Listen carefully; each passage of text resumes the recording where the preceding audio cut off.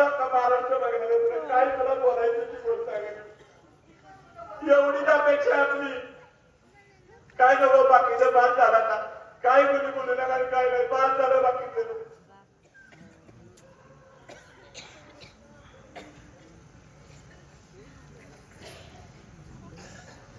माझ्या आर्या अशी रक्ताच्या थरवळत पडली होती.